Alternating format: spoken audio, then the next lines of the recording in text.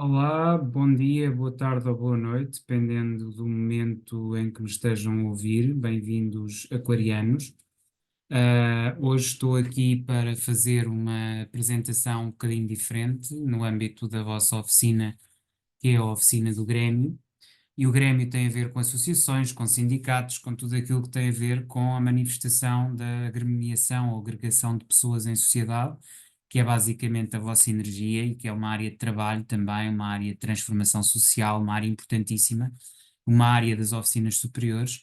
E que obviamente já falei extensamente dela quando falei ao fim e ao cabo daquilo que era a oficina portanto, a oficina do Grêmio, e em que falei basicamente do que era essa oficina das associações, das agremiações, e hoje estou aqui por uma perspectiva diferente, que é a ligação que tudo isto tem, de um ponto de vista astrológico, mas fundamentalmente de um ponto de vista operativo do trabalho desta área, da área das associações, dos sindicatos e das agremiações, que é a área do Grêmio, e como é que o sindicalismo, ou o agremiativismo, ou o associativismo é beneficiado, é melhorado, traz para dentro de si elementos que venham das oficinas básicas, que são as oficinas do ginásio, que são a oficina da banca, da redação e também a oficina que diz respeito ao jardim de infância, ao creche, não é? Que tem a ver com a energia de caranguejo e que tem a ver ali com tudo aquilo que é trazido da nossa infância para a nossa vida adulta e para as relações que temos aqui também num ponto de vista da reivindicação dos direitos individuais através da manifestação pública e social.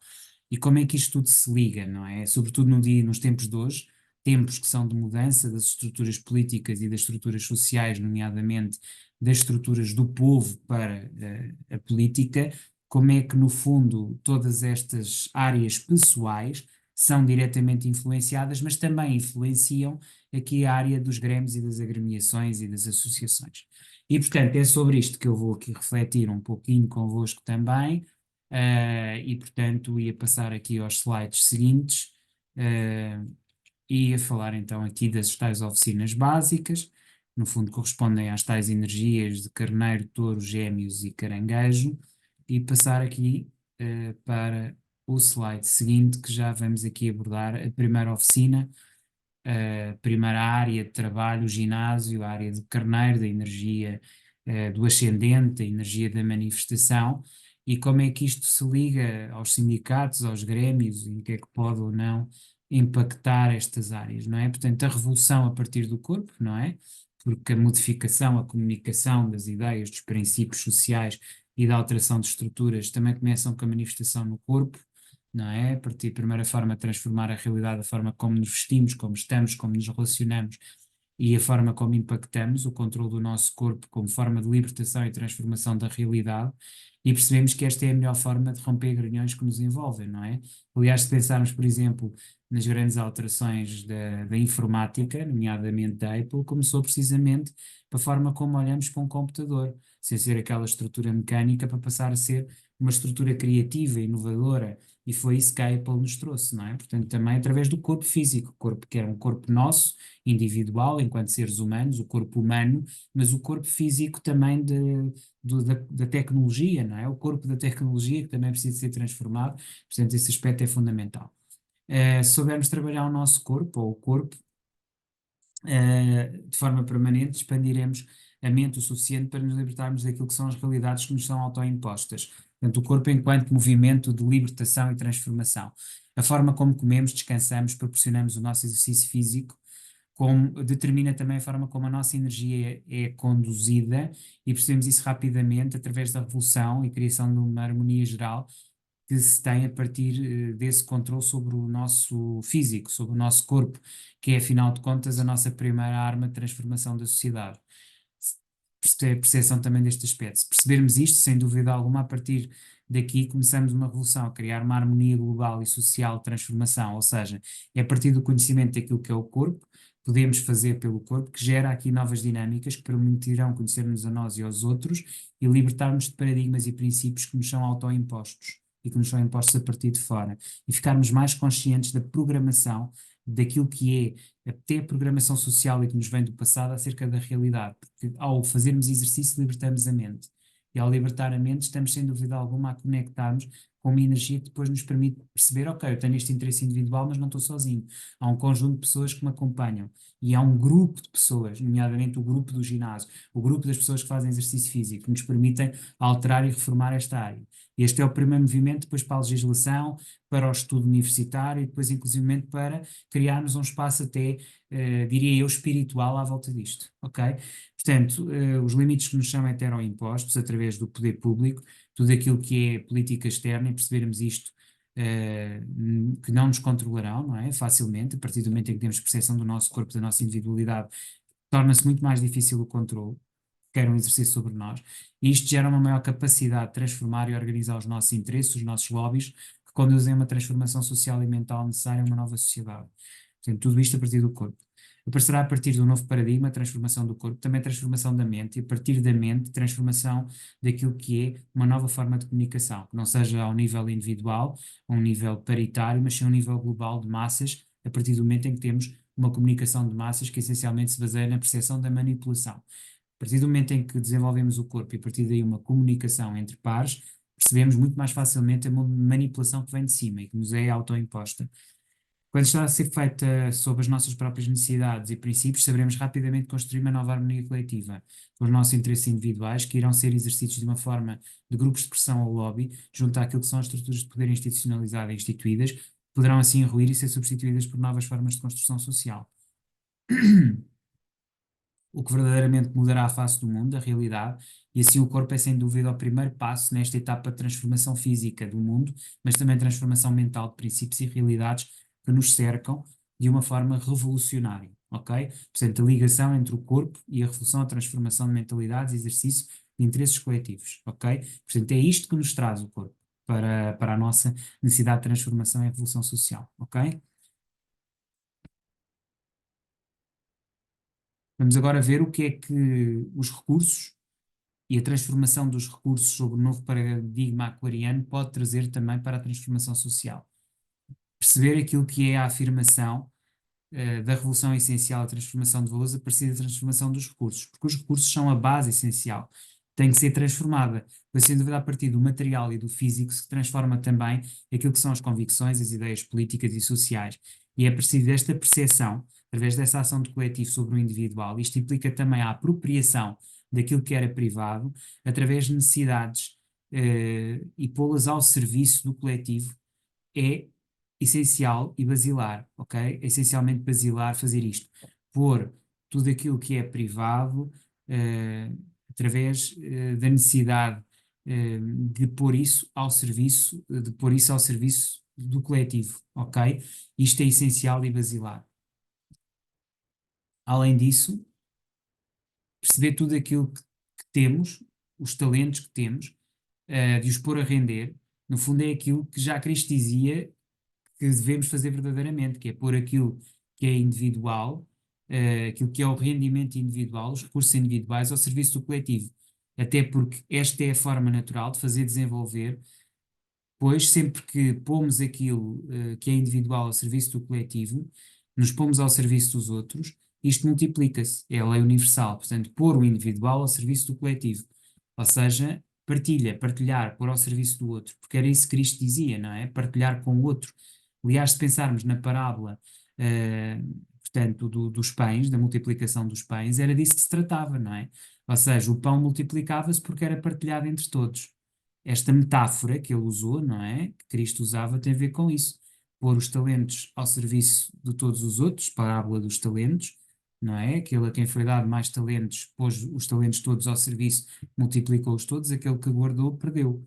Não é? Portanto, quanto mais pomos ao serviço, mais multiplicamos. Isto também é uma regra muito importante para a própria economia que desenvolvemos a nível de casa 2, não é?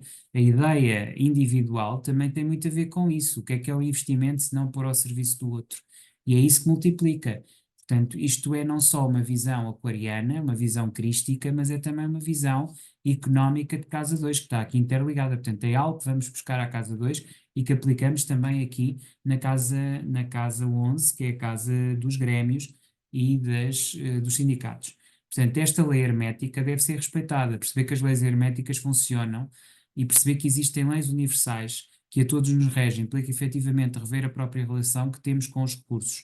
Ou seja, a ideia de que os recursos se esgotam, que aliás foi uma ideia que eu dei na primeira, ou seja, na segunda oficina, não é? Na segunda oficina, na oficina dos recursos, e que é real até um certo ponto, mas que tem a ver essencialmente com aquela dificuldade que nos é imposta pela energia superior de nos obrigar a conter os nossos ímpetos de gasto.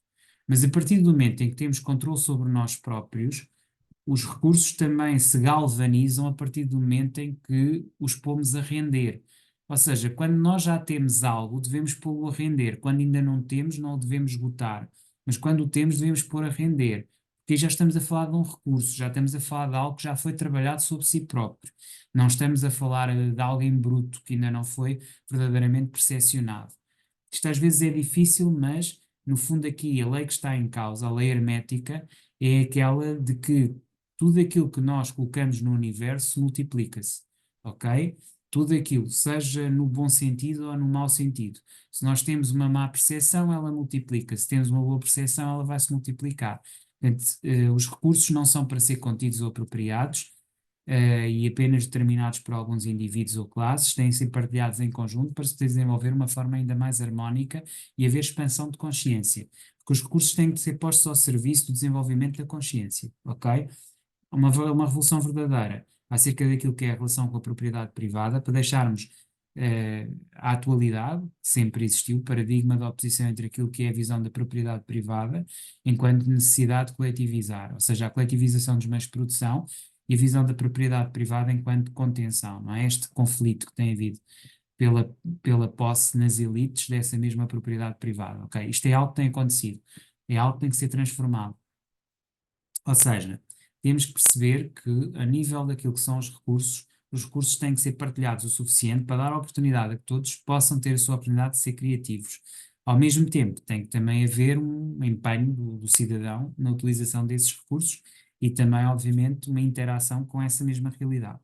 Ou seja, aquilo que temos que pensar na propriedade privada, ao abrigo das leis de mercado, da oferta e da procura, onde aquilo que se pretende é a acumulação de poder nas mãos de alguns, que é uma das visões, tal como a outra é a coletivização dos meios de produção, para que a propriedade seja visto não enquanto algo privado, que deve pertencer ao indivíduo, e que não deva ser apropriada por outros, que difere daquela visão que seria a total apropriação, eliminando qualquer propriedade privada, enquanto afirmação individual. Portanto, isto são limites extremos, e até porque a propriedade privada, porque sem propriedade privada o indivíduo perde a liberdade. Portanto, aquilo que nós temos que perceber é, não podemos nem fazer uma coletivização absoluta de meios de produção, nem podemos ao mesmo tempo residir ou fazer com que toda a nossa sociedade resida na apropriação materialística da propriedade privada, como acontece nas sociedades ultracapitalistas e consumistas. Temos que encontrar um meio termo, um ponto de equilíbrio que permita a afirmação individual, e que se perceba que estes limites extremos são sem dúvida prejudiciais. Portanto, a propriedade privada é essencial à liberdade do indivíduo, mas também não pode ir ao ponto de impedir a coletivização dos interesses, a partilha dos interesses coletivos. Portanto, tem que haver aqui um equilíbrio. Portanto, pura e simplesmente, apenas se tiver propriedade privada e não se for capaz de partilhar e desenvolver valores comuns, a verdade é que a própria sociedade perde, todos perdem, porque não há desenvolvimento nem criação de riqueza. A capacidade de dar a cada um o que é seu, de equilibrar estas duas realidades, é assim absolutamente essencial. Portanto, é preciso que haja igualdade e justiça na distribuição daquilo que são portanto, a propriedade privada, o seu de cada um. E depois é absolutamente essencial estabelecer um vínculo que permita o equilíbrio entre estas duas realidades. Portanto, acima de tudo, o que há aqui é um equilíbrio. Aliás, o aguadeiro traz a água, não é? Traz aquilo que é soltar os elementos. A água é vida, mas também tem que ser dada na medida respectiva, na medida correta, não pode ser feita de uma forma desabrida. Ou seja, é necessário que cada um tenha que conseguir ser e bastar-se a si mesmo, ao mesmo tempo ponha ao serviço de terceiros, e que permita a criação de riqueza, não é? E que verdadeiramente isto faça o desenvolvimento, ou permita o desenvolvimento de novas filosofias e princípios. É sobretudo aqui que tem que haver uma transformação, uma revolução das próprias constelações familiares nesta mesma intenção de coletivo, ou seja, a constelação familiar deve deixar de dar prevalência à propriedade privada para dar prevalência ao coletivismo. Mas isto tem que partir da própria sociedade privada, ok? Passamos agora aqui para a comunicação, e aqui é importante, em primeiro lugar, termos aqui uma primeira ideia, que a influência que tem a revolução e a transformação das ideias e princípios naquilo que é a comunicação, é uma comunicação posta ao serviço de valores cada vez mais elevados de autenticidade, que são absolutamente essenciais, mas também, ao mesmo tempo, daquilo que é a percepção que temos do outro lado, daquilo que o outro quer, daquilo que é o outro, da alteridade. Portanto, um lado que se funde essencialmente na capacidade de gestão do segredo, daquilo que é a hipocrisia funcional, e, ou seja, por um lado temos o segredo, por outro lado a hipocrisia funcional, ou seja, nós temos que perceber que há determinadas coisas que devem ser mantidas secretas e outras que correspondem a pura hipocrisia funcional e devem ser denunciadas. Estas duas realidades têm que se conjugar, ou seja, é necessário perceber que deve haver uma revolução da comunicação em termos de equilibrar valores. Muitas vezes temos que ser capazes de nos pôr do lado de nós mesmos, da nossa necessidade e honra, para depois também saber o lado do outro, não é? Para podermos saber compromissar com o outro e aceitar os seus próprios limites. Portanto, conhecermos a nós e conhecermos o outro, tem que ser dual. Isto não deve pôr em causa a nossa dignidade nem honra, mas também não pode pôr em causa a dignidade e honra do outro. Temos que perceber que somos diferentes e que temos que saber compromissar. Isto implica essencialmente respeitar o outro e respeitar-nos a nós próprios. E se o soubermos fazer, saberemos, obviamente, desenvolver aqui um novo papel de realidade. Isto desenvolve o nosso próprio valor a partir daquilo que são os nossos valores base, de comprometimento, sabermos verdadeiramente a verdade, sermos verdadeiros connosco o tempo inteiro, que aliás deve ser sem dúvida alguma o compromisso com a verdade, não é? Ou seja, o compromisso com a verdade tem que ser a base, que também implica assumir as diferenças, aquilo que nos distingue e aquilo que nos aproxima dos outros, para não tentar ver no outro aquilo que nós somos. Portanto, saber destrinçar aquilo que o outro traz e aquilo que nós trazemos. Por outro, ver no outro exatamente aquilo que ele é, para a partir daí lhe dar a oportunidade, para também ele fazer a sua transformação e não do aceitar pura e simplesmente por aquilo que ele é, sem transformações, sem mutações, o que permite também ver exatamente o outro como ele é, sem projeções e sem vontade de colonizar o outro a partir dos nossos próprios quadros de valores, a partir dos nossos próprios valores, ok? Portanto, deve também aqui haver uma capacidade que temos de ter de comunicar através de uma comunicação não violenta, mas que também não seja uma comunicação do ponto de vista da transformação do outro agressiva, ou seja, uma dupla comunicação não violenta. Ou seja, há aqui que distinguir a comunicação não violenta, é que nós estamos a fazer um pedido a partir da nossa essência, mas que esse pedido pode ser de alguma forma agressivo ao outro. E por isso temos também que conhecer o outro e perceber o outro, ou seja, ela tem que ser temperada, esta comunicação não violenta. Estamos a falar de duas identidades. Isto é a capacidade da nossa comunicação, seja não violenta, e também aceitar a comunicação do outro, que tem que ser transformada de violenta para não violenta. Ou seja, tem que haver aqui uma transformação de parte a parte. Isto implica aceitar o seu ponto de vista, a sua capacidade de ser e de estar. Muitas vezes tem uma noção de honra totalmente diferente da nossa, ou seja, estarmos abertos a que existem outras culturas e outras formas de estar e de viver e de pensar. E a capacidade de aceitar a individualidade do outro a partir de si mesmo. Também ela uma revolução permanente na comunicação, ou seja, perceber que somos todos diferentes e que todos temos falhas e que todos temos um momento em que falhamos e que não somos perfeitos. Isto é um aspecto fundamental. Igualmente, esta capacidade de aceitar no outro a falha, a incapacidade dele, a sua limitação, ou seja, perceber que o outro tem falhas, que o outro tem capacidades, que o outro tem limitações, e também a aceitação da sua diferença é verdadeiramente transformativa e transforma a forma de ver aquilo que é a comunicação não violenta a partir do coletivo. Só assim podemos ver a partir da terceira posição. A comunicação não violenta, ela implica então a percepção de que o outro é falho e de que o outro tem limites tal como nós. Ou seja, perceber que aquela verdade única, aquela verdade de princípio, também tem pontos de vista diferentes e que do ponto de vista daquela pessoa, da evolução dela, é até onde ela conseguiu chegar, foi o patamar dela. Isto implica um princípio absolutamente fundamental, que é a tolerância entre cidadãos, entre pessoas, que nos permite uma comunicação não violenta e não agressiva. Portanto, há aqui uma evolução de não violência para não agressiva.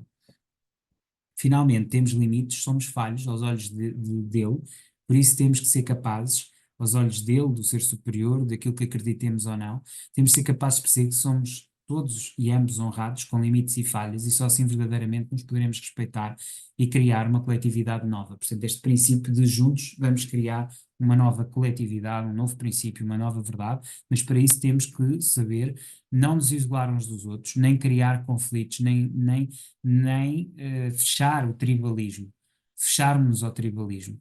Mesmo a nossa tribo tem que saber agir com outras tribos, tem que saber estar com os outros, ok? Isto é um elemento fundamental de uma comunicação não violenta e não agressiva. E é isto que Aquário vem trazer também e que é trazido pela comunicação de Gêmeos a Aquário, ok? Ou trazido pela redação aqui às associações, aos grêmios e aos sindicatos. Passar agora para aquilo que nos traz, no fundo, o jardim de infância, a creche ou os educadores básicos, e que também vem aqui e que pode ser importante para a ação sindical. A revolução, a novidade que esta traz, tem que ser trazida também a partir dos traumas, não é? Conhecer os traumas profundamente, relacionarmos com os outros em profundidade, não é? Comunicarmos de forma diferente, de forma diária, numa comunicação criativa, que seja ela própria transformadora, mas ao mesmo tempo a capacidade de perceber que ela radica no contacto entre almas, que são pessoais e que têm que ser ressignificados permanente, não é? Têm que ser ressignificados de forma permanente, estes sentidos pessoais. Isto só pode acontecer se olharmos para dentro de forma permanente e nos transformarmos a partir daquilo que são as nossas próprias limitações, a nossa própria comunicação interna. Só muda a partir do momento em que olhamos para dentro e nos vemos de forma diferente, ok? Isto implica, acima de tudo, olhar o mundo de uma outra forma, sermos capazes de nos ver como irmãos, em que todos formamos uma única realidade e em que verdadeiramente somos, ao mesmo tempo, também e totalmente indivíduos. E esta individualidade é outra forma de maior força e de maior força da individualidade partilhada coletivamente a partir dos nossos traumas, que já não são individuais, mas partilhados de forma coletiva, ok? Portanto, cada um tem um conjunto de traumas individuais que o transformam e que o tornam único. E se formos capazes de respeitar o outro, os seus traumas, certamente isto também permitirá olhar para os nossos traumas com a relatividade que eles merecem, para sermos capazes de transformar esses mesmos sofrimentos em pérolas que verdadeiramente sejam base de criação de virtudes e não de vícios. Ou seja, descobrirmos nisto, nestas dificuldades comuns e partilhadas, desses traumas comuns, formas conjuntas de os resolvermos, formas conjuntas de os potenciarmos para uma nova realidade. Um exemplo, existem problemas que dizem respeito às redes sociais, por que não trabalhar isso de forma a melhorar a inteligência artificial e a tecnologia, e isso tudo fazer com que melhoremos a nossa realidade social conjunta. Isto também é um interesse, e se calhar por aí se resolvem muitas coisas. Ou seja, perceber que se calhar o problema do outro é o meu problema, o vício do outro é o meu vício, se calhar tudo isto que esta nova sociedade tecnológica, esta comunicação partilhada veio trazer foi também os traumas comuns partilhados. Isto é um palco excelente para os trabalharmos em conjunto. E por que não associar isso? E por que não pegar nisto e percebermos que todos temos um lado que tem que ser trabalhado? E se calhar é muito melhor trabalhar em conjunto quando nós percebemos os nossos traumas e os outros percebem os traumas deles e podemos falar sobre isso e resolver isso e ultrapassar isso. Isso deixa de ser um problema, deixa de ser um trauma, ressignifica-se. Por isso é que esta era da Aquário é talvez a melhor época para transformarmos completamente, ou não sermos capazes de ultrapassar os nossos próprios limites. E isto é um desafio que temos que fazer agora.